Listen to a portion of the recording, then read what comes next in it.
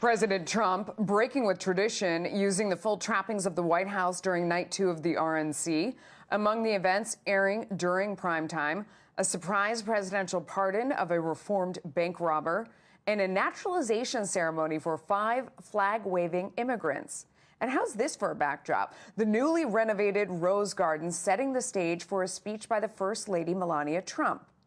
Another norm breaker, Secretary of State Mike Pompeo addressing the convention, speaking from Jerusalem.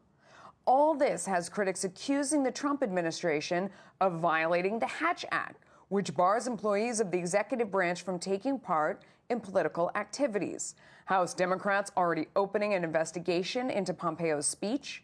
Congressman Joaquin Castro, who chairs the House Foreign Affairs Oversight and Investigations Subcommittee, saying in a statement, quote, "This action is part of a pattern of politicization of U.S. foreign policy for which President Trump was impeached by the House of Representatives. That undermines America's standing in the world. The American people deserve a full investigation." Trey Gowdy, I will go to you first. What will that investigation turn up, and what are the ramifications of that? I just can't get over the delicious irony of Representative Castor, who, by the way, was investigating Donald Trump while he was running against Donald Trump. Everybody remembers that, I think. I mean, he's running for president, if I'm not mistaken, while he's investigating Donald Trump. So if you're going to investigate non-compliance with the Hatch Act, if you're going to accuse Mike Pompeo, how many cabinet-level officials spoke at the DNC in 2012? 5.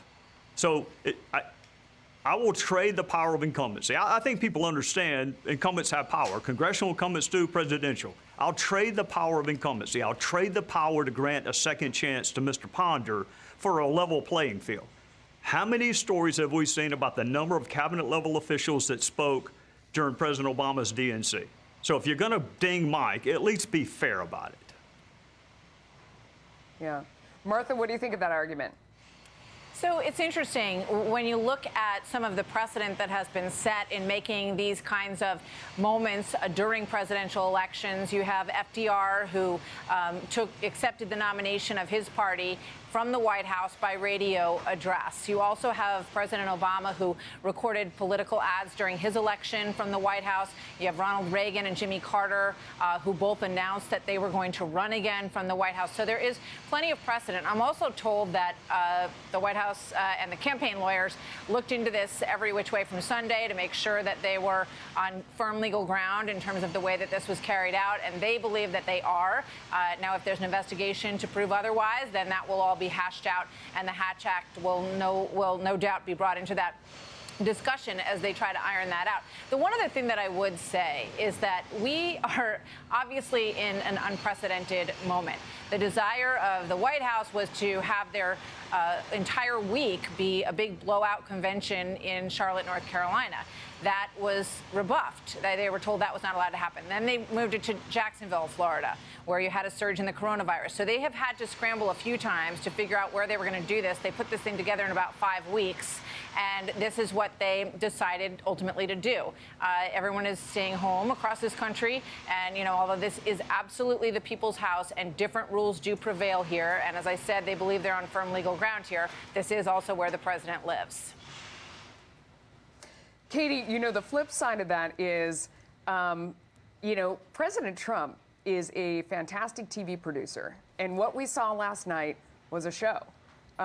There were, to have those immigrants become naturalized citizens and to sit there waving their flags, if you were watching that, I mean, it brought me to tears. I think it brought a lot of people to tears to see that dream come true for those people.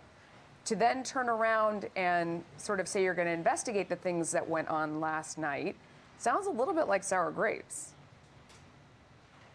Well, you know, for Democrats on Capitol Hill to act like they aren't launching an investigation for political reasons defies reality.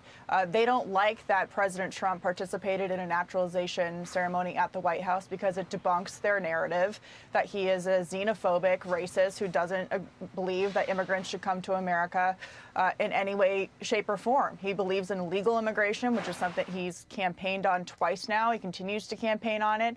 I find the criticism of his pardon of John Ponder, a man who was a felon who turned his life around and has then, you know, dedicated his life to helping other people like him get re-established in American society in a lawful, helpful, productive way. The criticism is just outrageous. I mean, if President Obama had done something like this, he would be praised for it, and there would be no question about the legalities. And on the Hatch Act, it's always interesting when Congress tries to use this as a scary thing that they're going to use against the executive branch. The Hatch Act is enforced by the President of the United States, whether it's Donald Trump or previous presidents before him. So when they threaten to use it, it's a little bit of a joke considering that the President is the one who actually decides who's going to be held accountable to that act. Yeah.